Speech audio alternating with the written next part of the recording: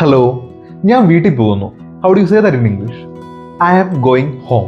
I am going home എന്ന് മതി. I am going to home എന്ന് വേണ്ട. This is one of the mistakes most Malayalis make. Because നമുക്ക് normally ഒരു സ്കൂളിലേക്കൊക്കെയാണ് നമ്മൾ പോകുന്നതെങ്കിൽ I am going to school എന്നാണ് നമ്മൾ പറയുന്നത്, അല്ലേ? നമ്മളൊരു മാളിലേക്കാണ് പോകുന്നെങ്കിൽ I am going to mall എന്ന് നമ്മൾ പറയും, അല്ലേ?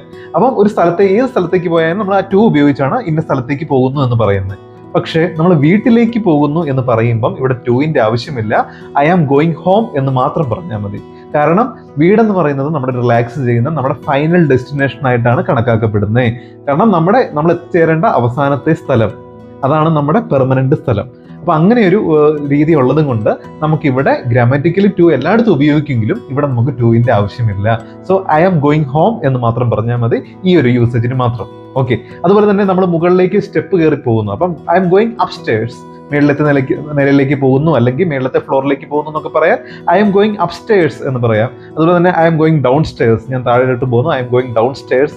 പിന്നെ നമ്മൾ അബ്രോഡ് ഒക്കെ പോകുമ്പോൾ ഐ എം ഗോയിങ് എബ്രോഡ് എന്ന് പറയാം. ഐ എം ഗോയിങ് അബ്രോഡ് എന്ന് നമുക്ക് ഡയറക്ട്ലി യൂസ് ചെയ്യാം. ഏതായാലും ഐ എം ഗോയിങ് ഹോം എന്ന് ഓർത്ത് വെച്ചോളൂ. ഇത് നമുക്ക് ടുവിന്റെ ആവശ്യമില്ല. I am going to home അല്ല, I am going home. Okay. Anyway, see you in the next video with a new content tomorrow. Till then, bye by.